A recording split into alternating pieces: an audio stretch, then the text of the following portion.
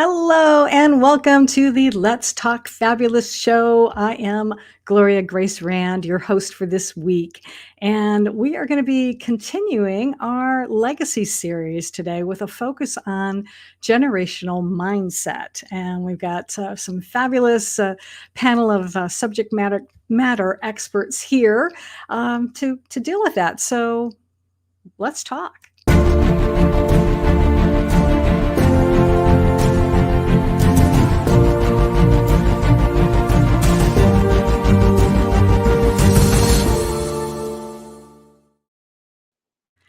Hello, I am so happy to be with you today and with all of you who are watching online on social media and wherever you're watching.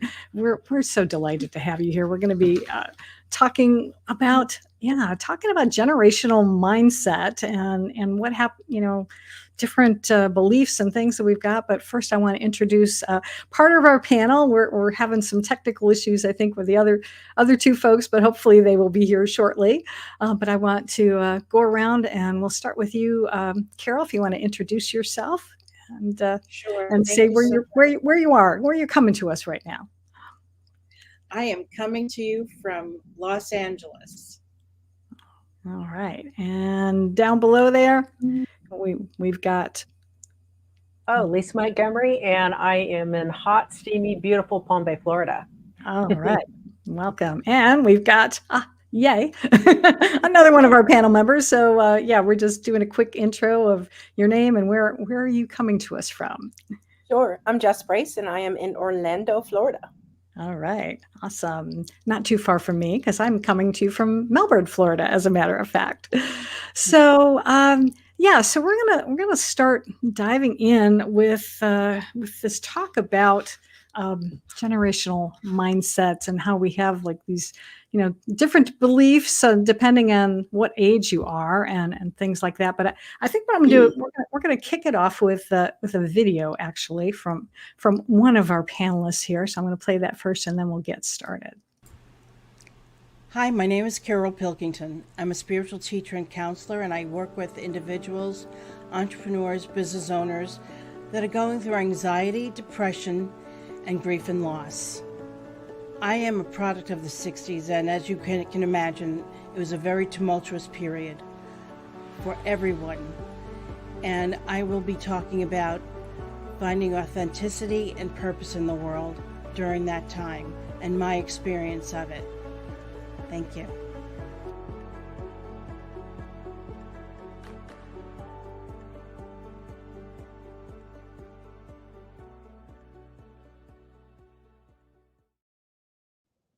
All right.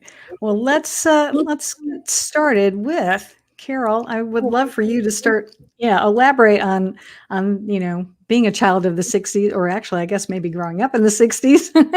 So what's some of your experience and what sort of what makes your generation unique? Well, I was part of the big boom, the baby boomers of that time, as you may relate to.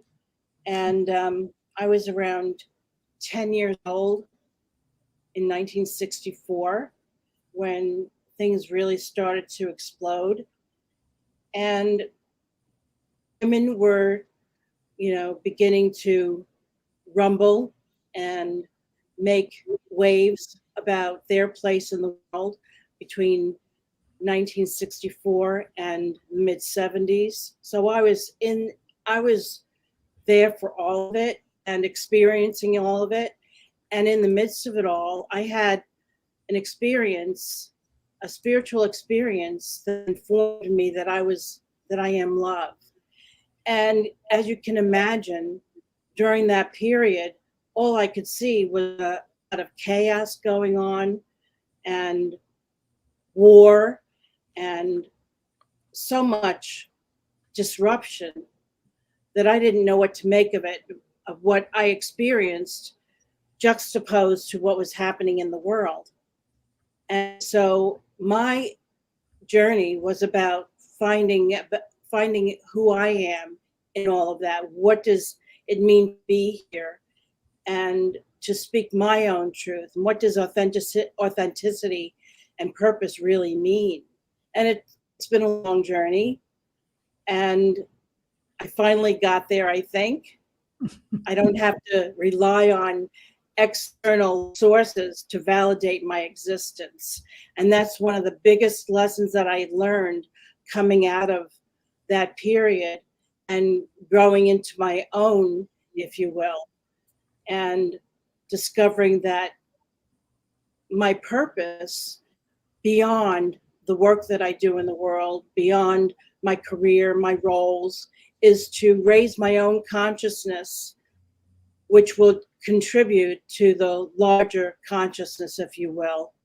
And in doing so, that in and of itself can create change in the world without me having to try and change or make others in my image of what I think the world should be or how they should be.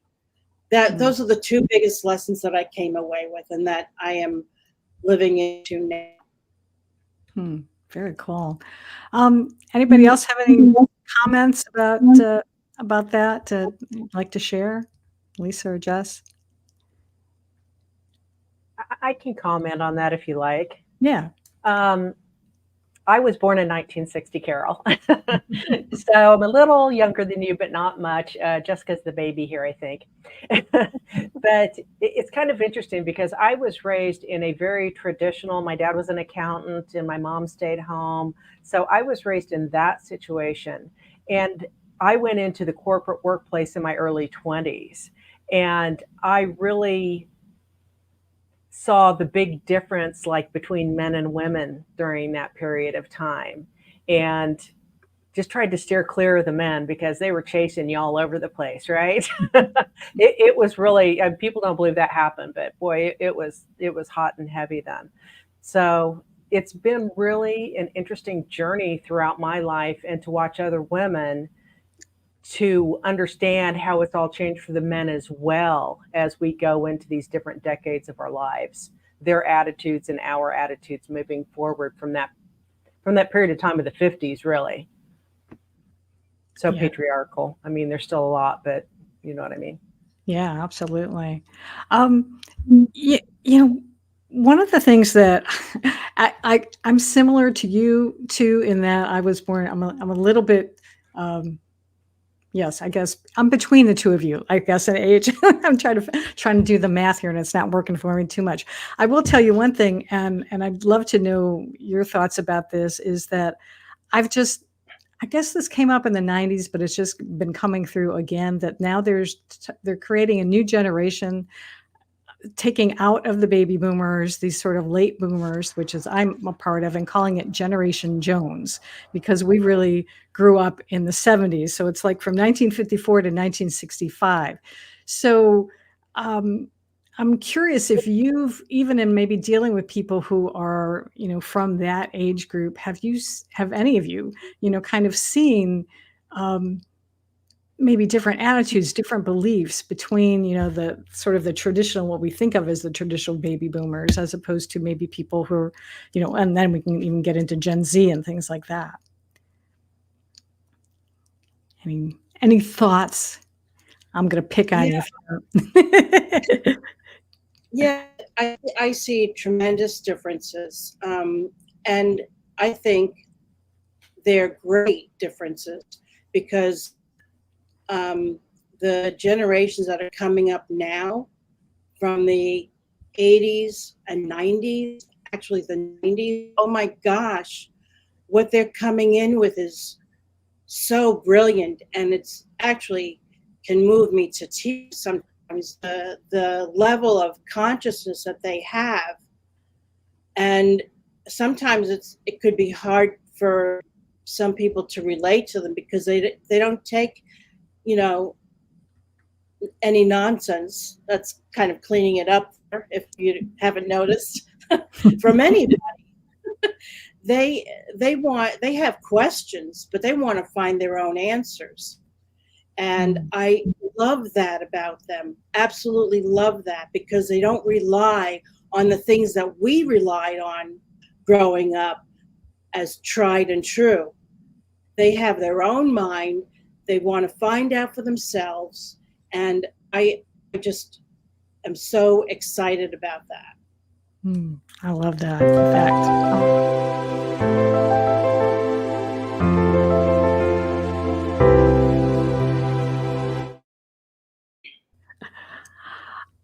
you know what? I think also, yeah, I don't know if anybody else has any comments on that. I know I've definitely seen this with my own children as well, because they are that generation, I think generations X maybe, or Z. Again, I don't know. I can't keep them all straight. But they were born in the 90s, let's put it that way. And so I definitely, have seen how they have different attitudes about things than their father and me have. So it's very interesting. I'd love to, are there any, like, let's talk about maybe a little bit about, are there family patterns that you grew up with that maybe you still like and you're still using now as an adult yourself, or things that you're like, nah, that doesn't really resonate with me anymore? What do you think? The first thing that comes to me on that is all around, and part of it can be honestly just as you go through your life, right? And I'm very focused on like people in their 20s and then people in their 30s and then 40s, 50s, 60s, right? Kind of the things they go through with the work that I do. And it's kind of funny because I am to the point of going, I am done being this wife. I'm done being the traditional wife. I'm like, I'm out. You better learn to cook. So, so there's a lot of that where I didn't realize how much I was holding myself back because I felt like that was such a huge obligation. And my kids have been gone. Mine are 33. And so mine have been gone for 15 years out of the house. And we took care of my mom for 10 years. So there was that. And now we're like free and we're going, but we're still doing the same things. Let's lighten it up a little bit. So it is just, sometimes it can just be those generational things you move through, I think. Yeah, absolutely. I think I'm going to go ahead and I'm going to hear from Jessica. So I'm going to play her video right now, and then we're going to get another perspective in on this. You may have heard of the term generational trauma. And whether you did have a life that experienced a lot of trauma, or you had a typically normal, fairly trauma-free life, you may think to yourself, I don't have any trauma. So where does that come from? But science has shown that your DNA actually carries 14 generations of coding. Meaning if your great-great-grandmother went through, say, the Depression, and her DNA encoded that safety and survival mode required that you do certain things so you don't starve, that DNA coding could be activated within you, which could show up in different patterns in different ways that maybe isn't serving you right now. That's what generational trauma is. And luckily, we have tools and processes that can help you to release these generational traumas because they don't even belong to you, and live your life in the best way possible.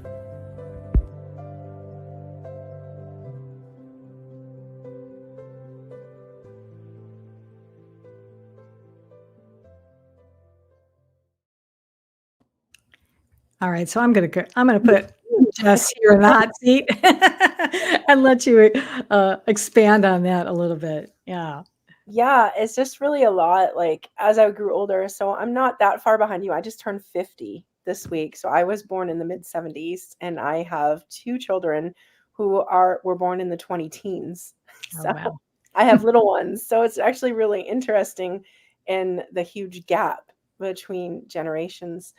And, for me, I just noticed a lot of patterns within myself as I started doing self-development. I'm like, why do I do that? Or why do I think that way or feel this way? Or why does this keep coming up in these cycles? And for me, the one that I noticed first was anxiety and stress. So as I started looking at and I went back, like my mom was always stressed and always anxious and always looking at what could happen And then I looked at, well, where did that really come from? And then her mom was always in the future of like, well, that could happen and this could be bad. And she had a lot of anxiety.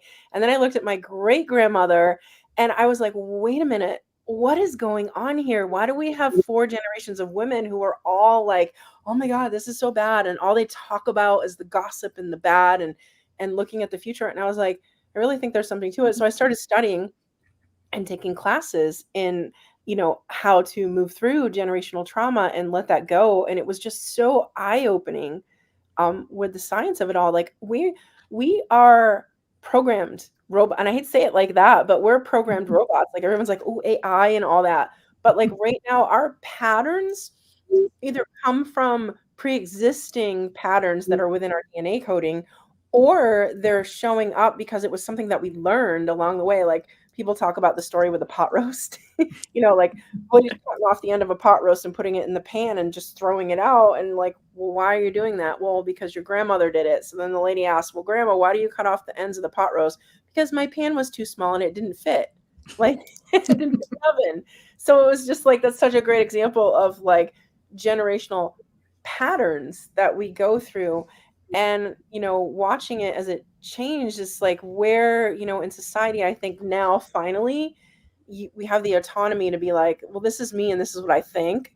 And like as the generations now are like, no, I need more self-care, or I don't want to work like a 9 to 5, or this is how I feel and I'm going to talk about my feelings with you, especially for guys. Like how many generations has it been that like real men don't cry, and like all the things that we have in our society of like rules.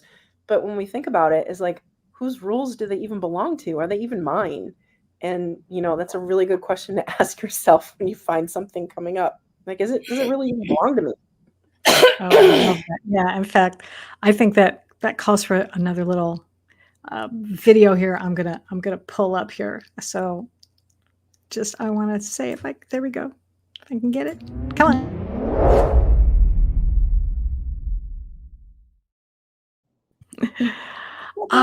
Yeah, and I love the pot roast story because that's one that I always think about too, and it is so funny that we just assume that there was a good reason for it, but it's just something that we've always done. You talked though in your video also, and I think the rest of you, I think all have kind of your ways of being able to deal with generational trauma. So let's talk about that a little bit. How do we release some of these, patterns that really aren't serving us anymore? I think part of it, I love this topic, Jessica. So I'm so happy you brought it up because it's huge.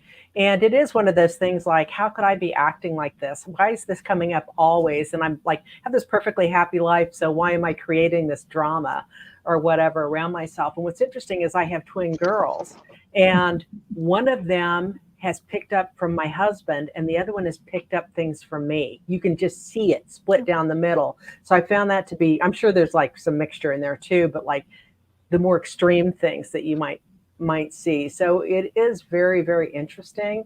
I've just done a lot of clearing work. I have worked with energy healers and cleared a ton, and I feel so much better. It's like you've lifted this sack of sand off your shoulder that you don't even know how it got there. And it keeps, because you do feel confused when it's constantly happening. And of course, we, being in the Western world, have been taught to immediately go Western medicine, and I must have some chemical imbalance, or I just, those kinds of things. But that's not what it is. Those are just patches if you decide to go that route for the most part. That's just my personal opinion. Yeah, absolutely. Yeah. I can totally relate to what you were saying, Jess, because I have so many friends that grew up in a family where they carried the trauma and emotion of their ancestors, their family, other, like from the Holocaust and things like that. I have clients that have done that, and to help them understand that that is not theirs to carry, that all of that pressure and trauma, and the pressure to carry it from the others around them is very big, and they don't even I have recognize no it. idea. So to help them to understand that, like you were saying, so that it's not theirs, and Jess, and to help them separate and see the bigger picture of who they are in it all, so that they can become and discover their own sense of who they really are. It's so very vital to having one understand that thoughts are entities, and they are, transferred from one person to another. Absolutely, yeah. And we're trying to get Coach Chuck in here. I keep wanting to bring him in. He keeps I'm bound and determined. I know because he's got a lot to say on this subject, and I know we're going to bring him in. So let's see. Maybe we can do it. Maybe the third time is a charm. I'm gonna bring it to the stage, and we're going to see if this works. Come on. Can you hear me now? Yes. Yeah. Yay. Okay. Awesome. There Wait, we wait, go. wait. I haven't done anything yet. All right. I'm not touching anything. Okay, good. All right. It's awesome. Well, I know that you have a lot to say on Hang this on one subject. second. Ooh, Okay. There you go. ooh. You know, the devil, I'm telling you straight up, man, the devil works in ways because, Caroline and some of these other ladies I'm just now getting to know or meet will do things when you're supposed to talk, when you're supposed to do something that you're really supposed to do. And this is for anybody that's listening. Just don't give up. Just keep trying, because this is a topic that means something to me. I lived it, and it's like my purpose in life. Generational cycles of negativity passed down from generation to generation. I lived it. I did it, and I changed it. So thank you so much for having me on. Oh, absolutely. Well, I don't know how much of the conversation you've heard so far. No, okay. Well, that's all right. That's all right. I tell you what we're going to do. We're going to let you gather your thoughts for about 2 minutes, because I'm going to play a wonderful song from our wonderful friend of the show, Skip, or Poe as he's known, and he's got this. It's all about legacy, and every time I hear this song, I just love it. So then we're going to come back, and we're going to the floor is going to be yours, Coach Chuck. So.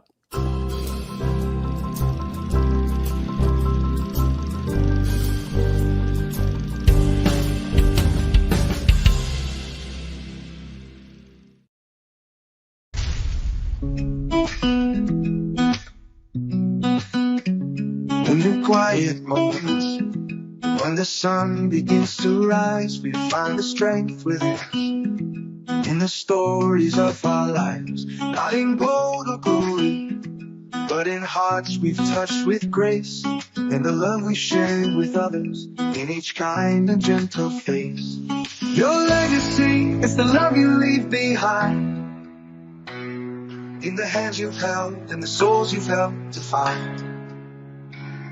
It's the laughter in the children, the wisdom in the old. It's the light you sparked in others, in the stories that are told.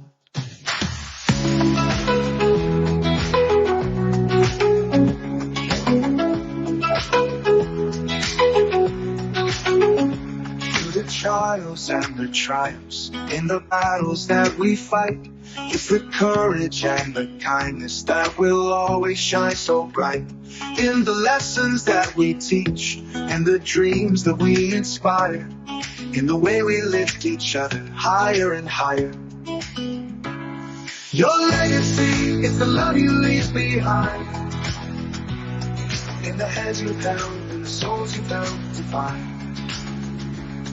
It's the laughter in the children, the wisdom in the old. It's the light you sparked in others, in the stories that are told. In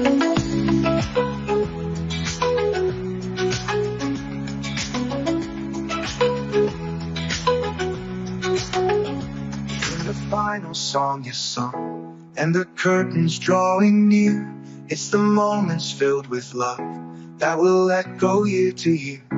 in the footprints on the path that guide the lost and blind.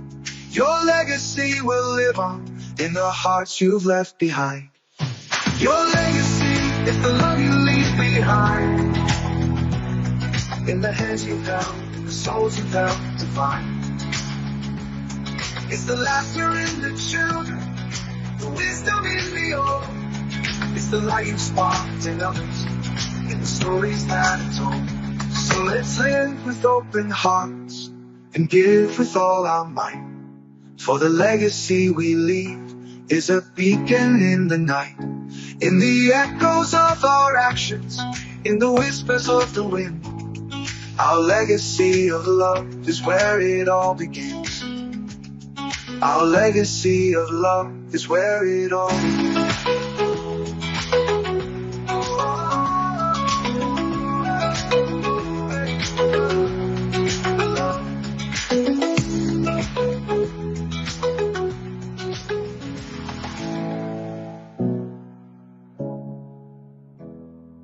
Your legacy will live on in the hearts you've left behind.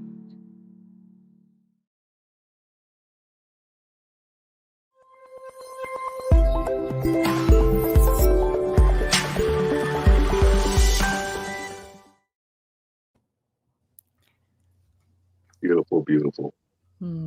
Absolutely. Yeah. So, yeah, share a little bit of what's your, where do you come down on this topic, and what's your advice for folks and kind of maybe either dealing with generational patterns that don't serve them, or what's your thoughts? Okay. Our youth, children, are victims of the environment that they live in, whether it's a positive or a negative. Positive, Christmas, New Year's, Thanksgiving, Halloween, okay, the Easter Bunny, the Tooth Fairy, those are all good. Those are all traits that have been passed down to you from the generation before you, or before them, and it's good. For me, I didn't have that. My traits, which I didn't find out what they were until I was 26 years old, and I became abusive. I became a child abuser. I became domestic violent because of the life that I lived. And I went and sought help. And when that psychiatrist or psychologist looked at me and told me, you have traits, I said, excuse me, sir, can you explain to me what traits are? Can you give it to me like in my terms, not like medical terms, okay? And he says, it's very simple. You were abused. Your mother was abused. And your stepfather is coming out in you. My mother passed away on Mother's Day in 1979 from 22 years of abuse, and me also. So when he told me that my stepdad was coming out of me, I had a trait. I said, wait, I don't have any blood. He says, no, it's not the blood. If you're in an environment for any length of time, whether it's positive or negative, that trait will surface. Have you ever heard, I can't believe I just did that. How can I just, no, because it was locked away. And when it decided to come out, it came out, whether it's positive or negative. And so I'm 68 years old, on my way to 69. I have spent 42 years breaking cycles, talking to our youth, talking to their parents, because their parents are they want what's best for their children, better than what they had. So they're going to be aggressive. And then the kids are like, because I work in school districts, and the kids are like, they're not getting it. So they are renegades. They are against the adults, and they're fighting. Their defensive mechanisms are up, and there's no in between. However, if they can help their parents understand that what they're doing is what their parents had done to them and is being passed down, they can break those cycles. They can break that cycle of negativity, domestic violence, child abuse, alcohol, suicide, incarceration. All of those are traits that were passed down to you from the environment that you lived in. So Coach Chuck works his tail off because it's a purpose that, God allowed me to wake up today. It was difficult for me to get on because somebody did not want to have me in this conversation, which means so much to me. And I finally got in. All right. Because those cycles are real. Absolutely. We're so glad that you did get on today. And I saw earlier, as you were speaking, I saw some purple hearts flying by. And so I want to take a moment and just honor our wonderful, wonderful, wonderful Purple Heart tribe.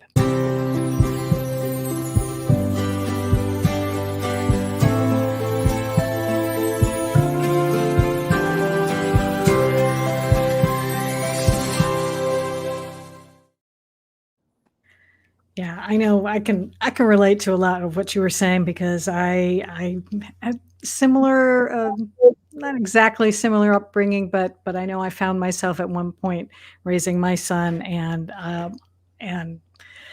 just really lost it one time, and I was like, oh God, I do not want to do like my mother did with me, and so it's not easy. So, who else wants to chime in here and kind of maybe piggyback on what Coach was talking about? I'd like to. It's kind of, that is one part of what is going on with children. But with children and I can't even remember where the age cuts off. There are now kids, teens, early 20s to where they are now in this divisive world, and they have never had a world that is not divisive, meaning all of the political divisiveness, vaccine divisiveness, all those things that adults are fighting about now, regularly, and it's been that way. They have all that to deal with as well. And so I think it's just so important for parents and grandparents and mentors like Chuck that we are bringing that piece in and showing them that there is another way. I love that. Yeah. In fact, I'm going to do another little video here if I can right now. There we go. I'm doing this.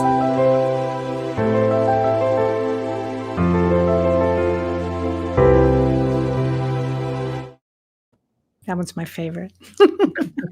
I'm a heart person. I'm all about the heart.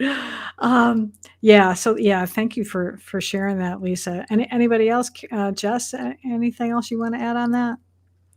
Yeah, it's just really what he's saying is true. Like you just learn, from your parents, and that's like how you are, and you're imprinted from your teachers and your environment and different things.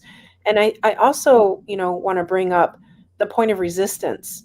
So for me, it was kind of like I grew up in this world where, well, if that's who you are, then that's who you are, and there's no changing it. And so there was a lot of that going on, like your destiny is predetermined because of your childhood, and there wasn't a way to change it, understanding. Then I got in the world of personal development, and I was like, whoa, you can change things? Like, really? That's a whole new world for me. And as I started studying and realizing patterns and stuff, I was in an 18-year marriage, and our bond was a trauma bond, which I didn't know back then, and I didn't understand any of that, and that we both had a relationship based on both of our parents were very violent alcoholics, and that's how we grew up. So we banded together in that, hey, we're going to do some work and we're going to get through this.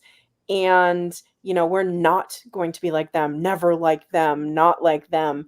And it was really attracting more of it in a way. And I had a very, very violent childhood where my mother, when she finally decided to leave and divorce, he broke our things, ruined our things, destroyed my mom's bank account, and, left us without a home, and very threatened our lives and all of that. And I was like, never again, I'll never be there. And then here I am 18 years later, watching my car and my home burn because my husband set it on fire when I asked for a divorce. Oh, man. And it was this moment of, I need to do something because my kids cannot. My son was 7 and my other one was 1.5, still on my hip. And I was like, I cannot watch this again in another cycle. It needs to stop. And that, started a quest for me, really. So I call it a quest because it has been a journey. It really has. Yeah, that's one thing I wanted to bring up, to I think, to leave our audience, all these wonderful people who've been sharing and commenting today, to give them some hope, to really show that it is possible to break these cycles. And there are tools. You kind of hinted at that in your video earlier about some tools. And I know for me, I think one of the things that has helped me has been meditation. But I'd love to know, maybe Carol or Coach Chuck or whoever, or just certainly you as well. What types of things can people do to help them if they do want to break this cycle and start some more empowering patterns for their families? I think we all really and truly have great intuition, and we have to trust it. And when we begin to question what we see versus what we're feeling, we need to act on it. And as we've all been talking about in various ways, is that we only take action through crisis. And when we're in crisis, because when things are going, I'm driving along, we don't pay attention to anything. We just are going with the common consensus. We don't question. But when things are not going well, when things are really hitting us at a level that we just can't take anymore, it's like the stretching of the rubber band is at its highest tension before it breaks. That's when we might start to question and start to seek other ways of being, and start to question how we've been perceiving things based on what others have told us is so. And so I just want to really encourage people to really pay attention to those moments where you begin to question and follow that thread to find your own answers and discover what's true for you versus going along with the crowd.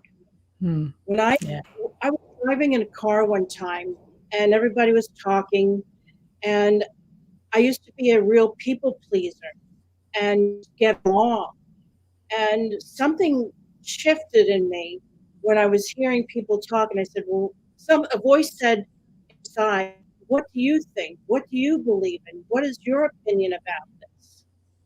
And that was one of the greatest moments of my life when I began to think, oh, I have a voice. I can have an opinion that's different from everybody else. But it scared the heck out of me because I didn't want to be rejected. I didn't want to be ostracized from, the common consensus around me. But I followed that thread, and eventually I began to hear and listen to my own voice and speak out. Awesome. Thank you. And I know, Coach Chuck, I think you had you wanted to comment on something about this too. Yeah. How to help, Well, I do, because this is just me personally. Okay. I didn't go to college. I mean, I didn't learn of this. This was on the job training or experience. Okay. Life experiences. When I was, look, I almost got my stepdad, because my father wasn't in my life. My stepdad almost killed me twice: strangulation and drowning. And then the many beatings that he gave to my mother put me so deep in the mind. I put up those defensive, this is what people do. They put up those defensive mechanisms. Okay. But for me, I went into a mind. I was so deep in the mind that it was dark, it was cold, and I liked it. because I would not allow anything in, which means I wouldn't come out, but I wouldn't let anything in. And so when I became, here it is, when I became aware of the issue, have you ever heard you sound just like your mother?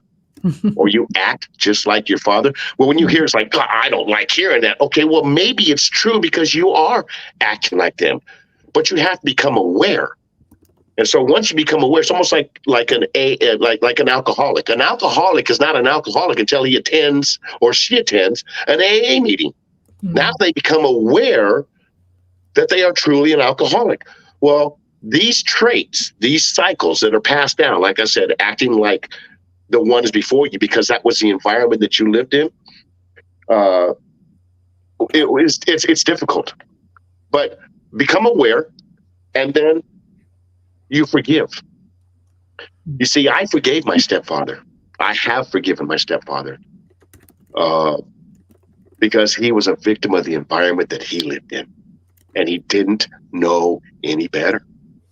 So he did what was done to him.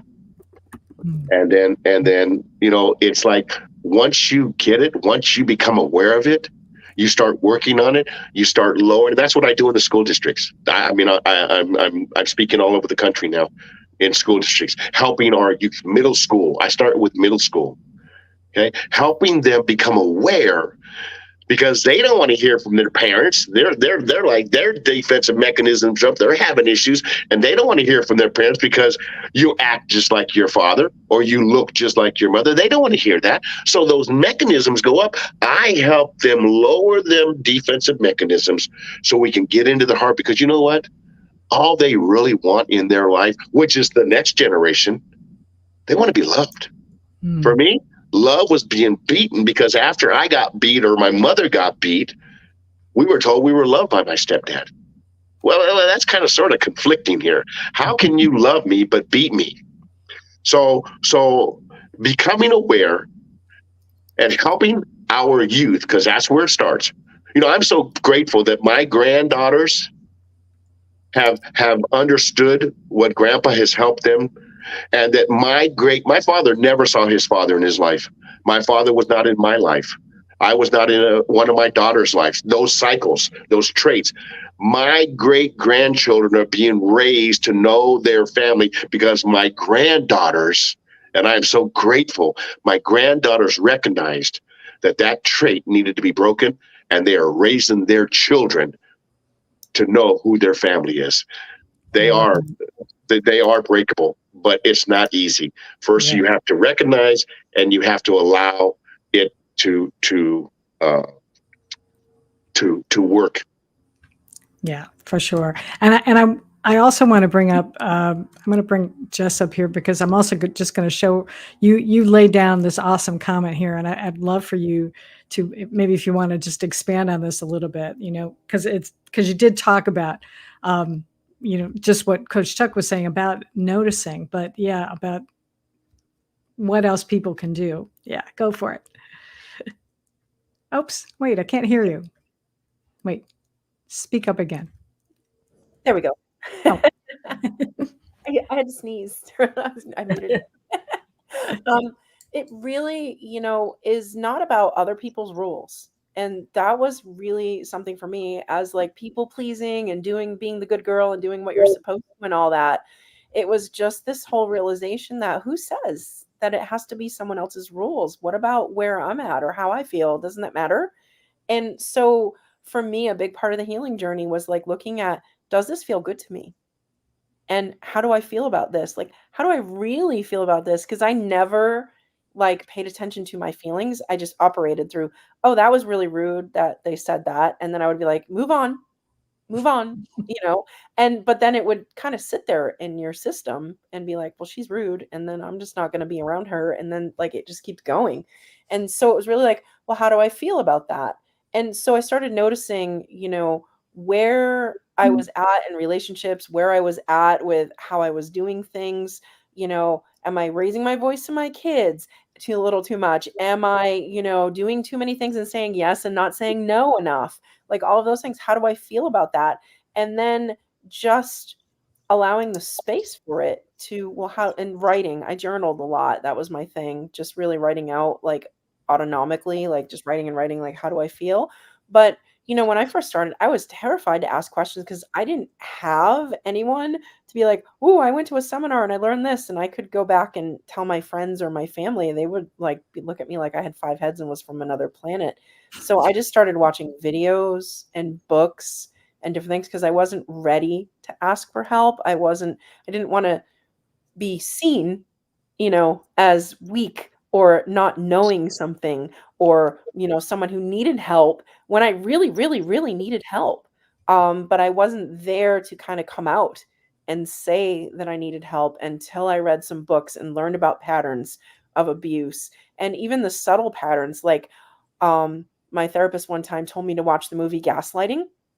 And she just casually was like, "Your assignment this week is to watch the movie Gaslighting. It's really old. It's black and white. It's kind of strange, but I want to know your thoughts on it." So then I watched the movie and I was like, "That's my whole life."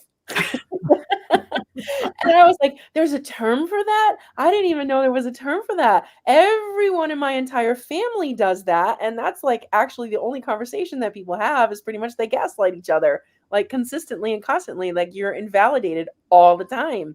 And that was like such this awakening for me of just going through, like, watching a movie, and I learned like what worked for me and what didn't. And clearly gaslighting was something that did not work for me.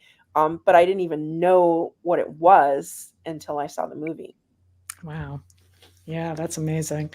I think I didn't hear that term until probably the last few years, and I never knew it either. And it's like, oh, yeah, I could see certain people in my life that have maybe done that. So, um, Yeah, I mean, growing up for me, we weren't allowed to have feelings because it mm, was drama.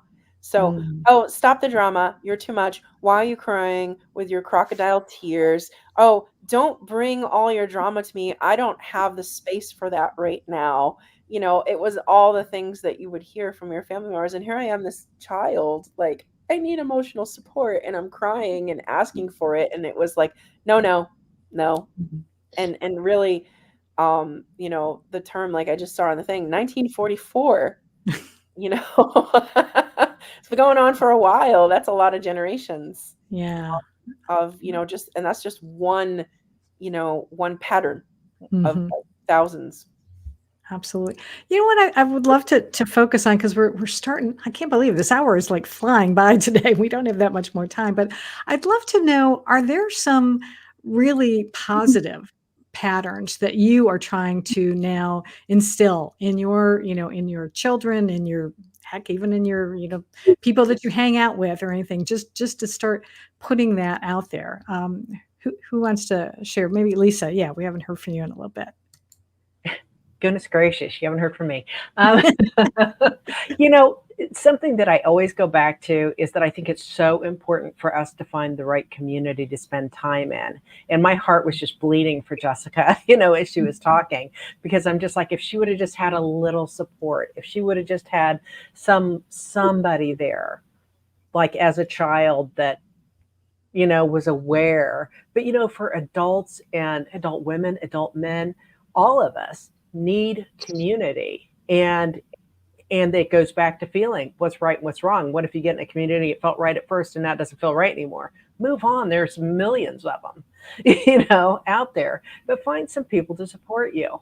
There are so many people willing to help. Yeah, definitely. Coach Chuck, yeah.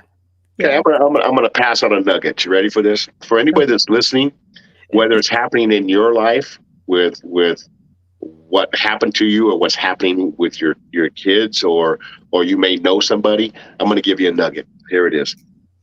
When I speak in the schools, the very first thing I ask is, what's the number one thing? I'm not talking middle school, freshman in high school. What's the number one thing in your life right now that you do not believe you get enough of? And the guy's going to raise their hand and say Jordans and LeBrons and money. And the answer to the question is very simple: respect. Mm. When we were growing up, okay, generations, when we were growing up, we were told we had to earn respect. Mm. You got to earn my respect. And we're in another world now. We're in another time. We've already spoken about that. So why don't we lead by example? That's what I do. And I tell those 30, 35 kids, young adults, I don't call them kids or students, those young adults, I tell them, I'm going to lead by example. I'm 60 something. I'm a great grandfather. I don't have to do this, but I'm going to lead by example. I'm going to give you respect first. I'm going to respect you because you don't believe you get it. So when I respect you, I'm going to demand it in return. So anybody that's listening, try that. If you still are going with the earn it thing, turn the channel, switch it, because the new generation of our youth growing up today, okay, the Z's, they don't believe that they're respected, and they don't believe that they have to respect. So let's show them how to respect. Let's give them what they don't believe they get. And then once we do that, that's how I start lowering those defensive mechanisms, because then they start believing in me. They start trusting in me. And when they start believing in me, parents, listen to me, grandparents, guardians, when they start believing in you, they can trust you. And when they can trust you, those defensive mechanisms start going down, and you can start communicating with them. So respect is the number one thing that we need to work on in this world today. Absolutely. And Carol, I'm gonna put you in here because I know I just saw a comment of yours fly by, and that looked really good. So I wonder if you can elaborate on that a little bit. You were talking about acceptance, I think I saw.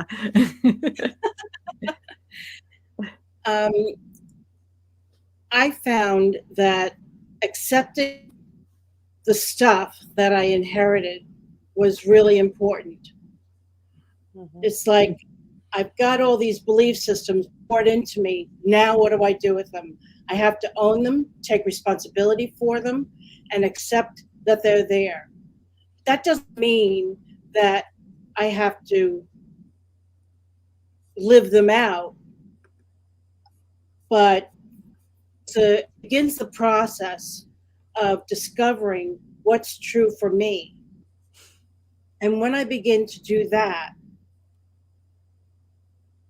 the whole world opens up. It's like the world is our oyster, it truly is.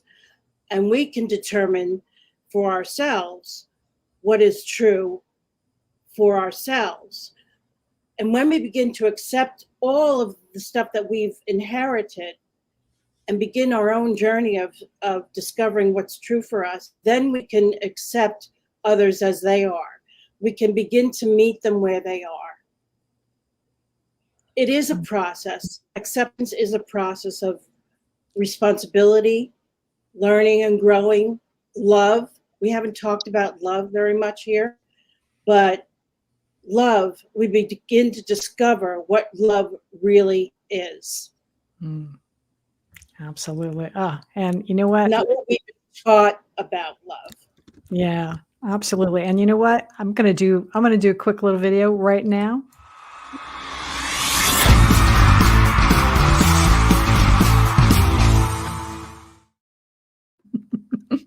Absolutely. Well, we've got about, let's see, we got about maybe 4 minutes left. So I'm going to go around the room, the virtual room here, and just have you each kind of share in about 30 seconds, 45 seconds or so, one last awesome nugget that we can leave our audience with today. So I'm going to start with Jessica. Oh, Jess. Awesome wisdom nugget. So one of the things that keeps me through was a quote that I read not too long ago. So I work as a breathwork guide. So I love all things breath. And one of the things I said is that you have the potential to die every 3 minutes until you decide to take your next breath. And that really hit me, because as long as you're here and you're breathing, you can change. There's an opportunity for you with every moment and with every thought. And if your thoughts are just, too many or too much that you feel or whatever, you can change that. Watch a video, read a book, ask for help when you're ready, but just do something to move yourself forward. Even just one step, one breath, even if you just close your eyes, take a deep breath in, let it out, and just tell yourself how much you love you. That can make a difference in your cells right here and right now. Awesome. Love that. All right. Lisa, I'm going to put you in the hot seat. I just love everything Jessica said. So I think a lot of this, we haven't talked about love much, but you can tell from the panel that we all have a lot of it for a lot of people. And I think if we can just start going through our days and giving people more grace and giving people more smiles, I know that sounds kind of altruistic, but it's amazing the difference it can make in somebody's day. And work on your own community, and I'm talking about your neighbors, your people at the grocery store. You see these big things going on in the world and you're like, oh, the world's going to hell. Well, it's not. It's all a matter of us embracing our current community and the people we love and the people we don't even know to be able to move forward and make things better. Absolutely. Love that. All right. Carol, how about you? I think what I want to leave people with is, follow your own instincts, trust your own instincts, and be kind to yourself. When you can be kind to yourself, you'll find it's much easier to be kind to others. Love that. Awesome. And then Coach Chuck, you got the last word. We got about another one, no more than that's a minute. good. That's 30 and 30. I got it. So positive energy and love. So positive energy. Have you ever gone out and gone to one of those carnivals and seen somebody sucking on one of those pickles? Okay. And the first thing you do is they're sucking on a lemon, and you automatically, or feeding a baby, you open your mouth. Well, what about putting a smile on your face and smiling at somebody else? Because it's addicting, and they'll smile back. And then let's talk about love. What the world needs now is love, sweet love. It's the only thing that there's just too little of. So go out there and smile on somebody, put a smile on their face, and show them what it means to care about somebody in love. That was perfect. A perfect way to wrap up the show today. I want to thank all of you. You have all been so amazing and just shared some wonderful information that I know our audience enjoyed so much and really got a lot of value out of. And yeah, let's just all go out and just love on one another. I think that's the best gift we can leave our next generation, a legacy of love. I want to say thank you for joining us today and welcome you back next Sunday as we once again are joined by a panel of subject matter experts that will explore and focus in on our fabulous lives. Until next Sunday.